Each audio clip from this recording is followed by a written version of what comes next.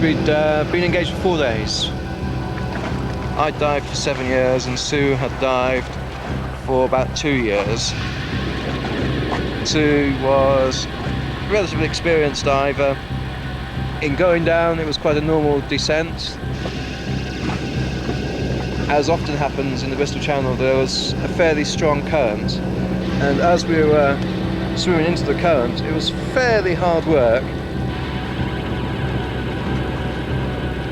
After a relatively short period of time, Sue signalled that she wasn't at all comfortable. The standard signal for a diver for that is just shaking of the hand, and as soon as she did that, then she took off towards the surface, really without any warning. Sue was risking her life. Racing to the surface so fast could leave her paralysed. Down below, John knew there was nothing he could do to help.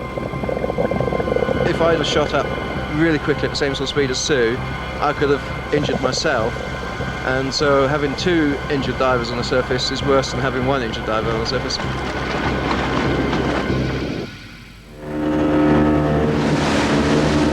The accident taught John a lesson he will never forget.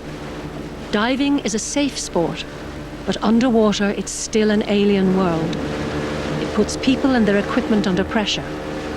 Managing pressure is what diving is all about. On the day, we met early to pick up our cylinders and get them filled at the compressor station. These cylinders are a diver's life support system. Inside each one is a phone box full of air, compressed down so much that the cylinders actually get heavier as they're filled.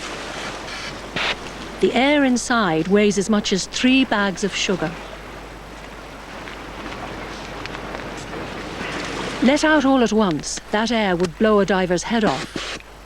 So a mouthpiece releases it slowly, regulating the pressure to keep the diver alive for up to an hour underwater. Divers know that everything depends on their equipment working perfectly, so they check and double-check it on the surface. Down below, it could be too late.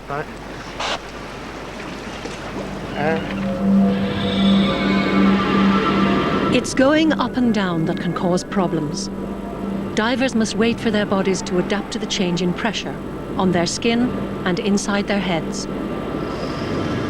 All diving masks have got a nose built into the mask, either hidden in underneath, or in my case I've got the mask with a nose built into the front.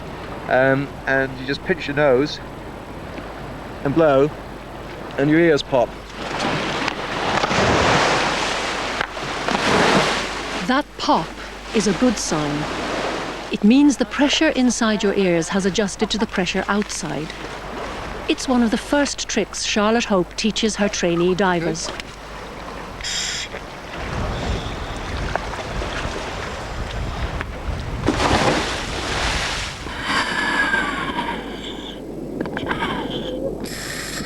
As Charlotte dives deeper, she can feel her body being squeezed. That's pressure. It happens because the weight of the water in a column directly above is pressing on her skin. The deeper a diver goes, the more weight of water there is pushing down on there.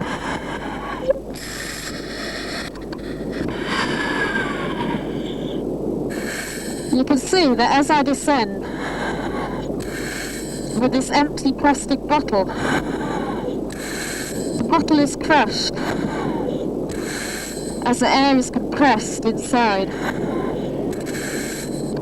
The air is still inside the bottle. It's just being compressed into a smaller space by the force of water weighing down from above. The plastic buckles because it's not strong enough to withstand that force. This glass jar is open at the bottom. As the pressure increases, it forces water into the jar, reducing the surface area of the air trapped at the top. It shows there's a link between force, pressure, and surface area. As I descend with this upturned glass container, the pocket of air shrinks, even though no air escapes. This is what happens to all the air spaces in a diver's body. Which is why divers must remember to allow the pressure in those air spaces to equalize with the water pressure outside. Flesh and bones won't crush, but there is hidden danger in a diver's blood.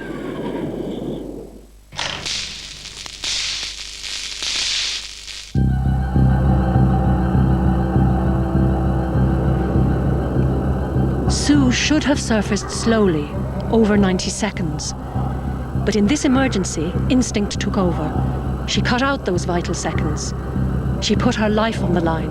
She was like a rocket going up to the surface. She was just disappeared. And I wear a small computer which gives you a warning if you're going up too fast. And I went up as quickly as my computer would allow me.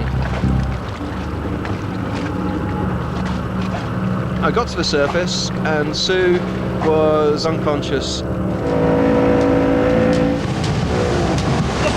She's unconscious. I was looking after Sue, trying to make sure that she was as comfortable as possible, that she was still actually breathing. Push! Push! Sue started to come round and was obviously in great distress. Very, very dizzy. She couldn't breathe. Is she okay? She was constantly complaining, I can't breathe, I can't breathe. Is she breathing? She's breathing. We've got a pulse. Get the others up in case they got the same problem. Susan? Susan! Can you hear me? Susan! Explosive charges brought the others back to the surface. She was lapsing in and out of consciousness. 7 miles north of altitude.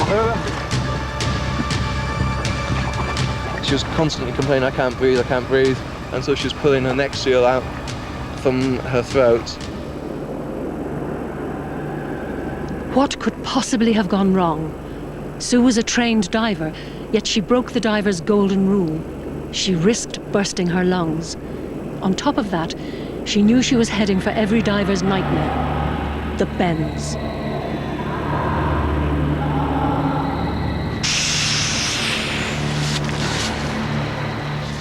A diver's blood behaves like a fizzy drink in a bottle. With the cap on, there's no fizz. The gas which creates it is trapped in the drink by pressure. Opening the bottle releases the pressure all at once. That makes the bubbles come bursting out. These laboratory pictures show the same thing happening in a diver's blood vessels. Tiny bubbles of nitrogen gas form and stop the blood delivering vital food and oxygen to body tissue. That's what causes the bends. They can kill.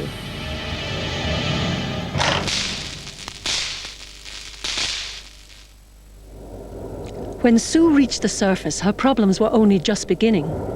She was still under pressure, not from water, but from the weight of the air in the atmosphere above her. It's called atmospheric pressure. Like the pressure underwater, it changes as you go up and down.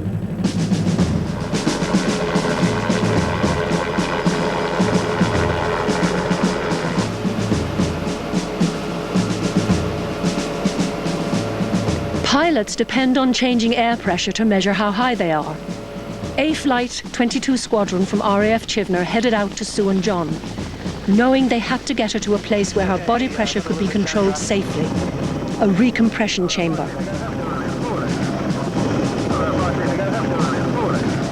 I'm a doctor, a general practitioner working near the airbase, and on that day I was present on the helicopter to assist with the care of casualties. When we arrived, as always, we asked the name of the person. It wasn't very obvious who she was because of the diving suit and so on, but she mentioned her name, and I realized immediately that she was actually one of my patients, which was a happy coincidence. I couldn't believe it. There was the normal crew on the helicopter, and Dr. Polk was actually on board as well. So she was in the best possible hands from the moment she was on board.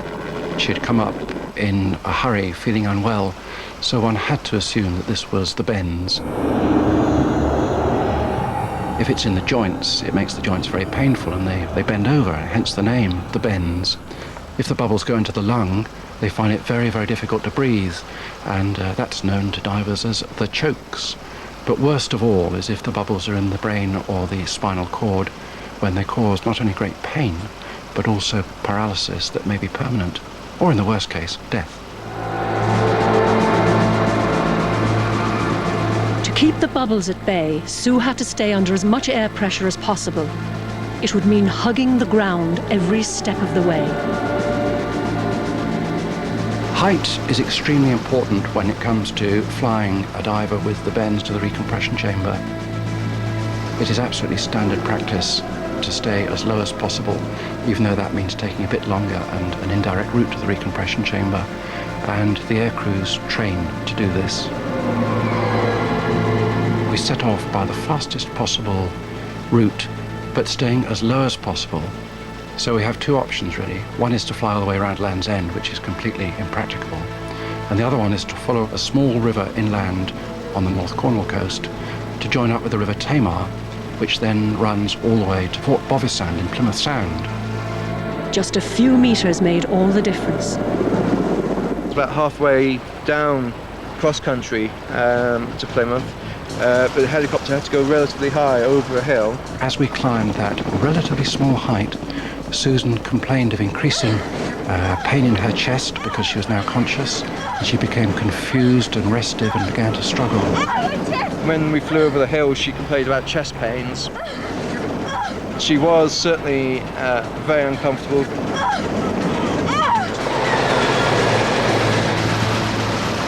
If we climb above sea level, the pressure drops. If the pressure drops, of course, the nitrogen bubbles will enlarge and more will form. And this is exactly what we were keen to avoid, because those bubbles forming and enlarging within the brain and the spinal cord were doing the harm. The size of a bubble depends on a balance of forces, an equilibrium, between the force of gas particles inside the bubble pushing out and the force of particles on the outside pushing in. As Sue flew up, there were less air particles squeezing her body and every bubble in her blood. But the particles inside each bubble pushed out just as strongly as before. So in the battle to fix the size of the bubbles, the particles inside started to win. They swelled the bubbles up until a new equilibrium was reached, with larger, more painful, more dangerous bubbles.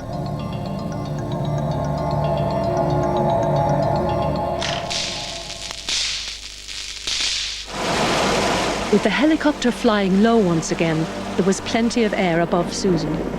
It weighed down on her body, keeping the pressure on the bubbles in her blood. But between Susan and safety was one last obstacle. The worst obstacles, unfortunately, were left till last. Height restrictions up ahead, we've got the bridges and the wires. Are you happy to go over them? Between Plymouth and Salt Ash, there are the road and rail bridges, and to climb to go over those, we would probably have had to have gone to 150 or even 200 metres. Now, we'd already seen that caused serious problems. Anything in the way that we could go under, we would go under rather than over.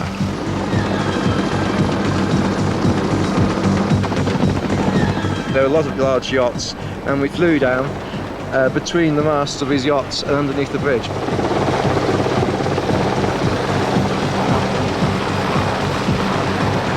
It's not a thing you do at any time except in an emergency. Knowing the geography of that area, I knew that Bovisand was literally around the corner from the Tamar Bridge.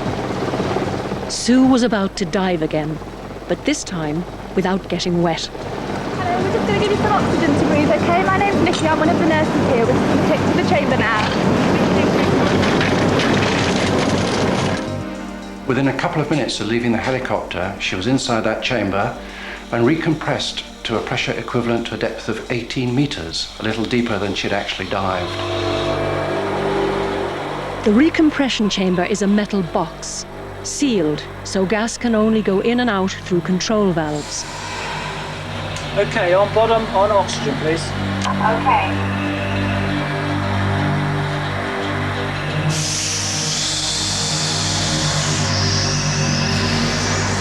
This is the life-saving trick the doctors needed to pull, to squeeze the bubbles in Sue's blood hard enough to make them vanish.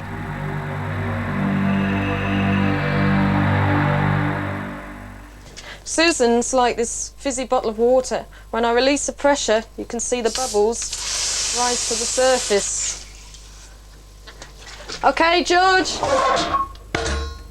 Recompression chambers don't just save people's lives, they're also used to train divers because they make the effects of pressure obvious.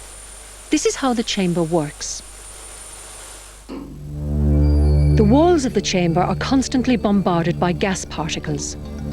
When the chamber door is open, the number of particles hitting the inside every second balances the number hitting the outside. The pressure is in equilibrium, even if the door is then closed. To increase the pressure inside the chamber, more gas is pumped in.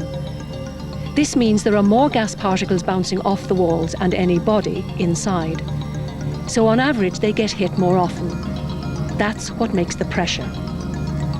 The chamber is strong like a diver's air cylinder, so it doesn't expand. The extra particles inside just push the pressure up.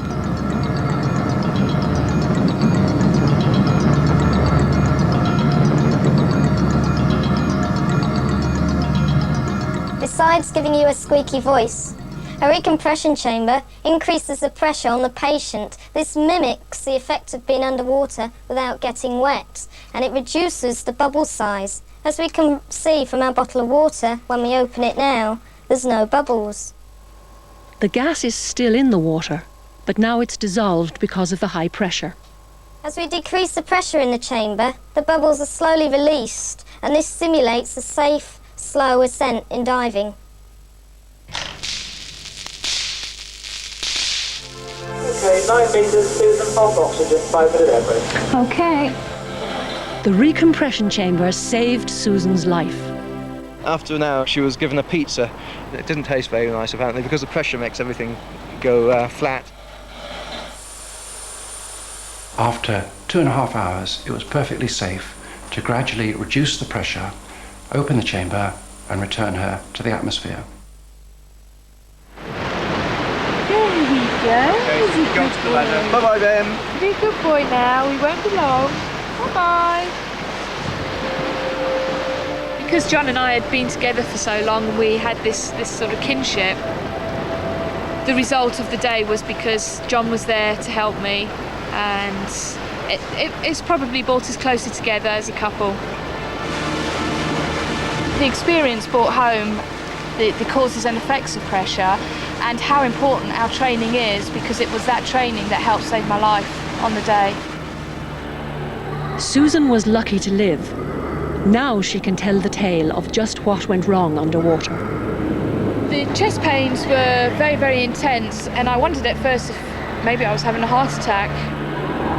But in fact, her air cylinders had been contaminated with carbon monoxide gas.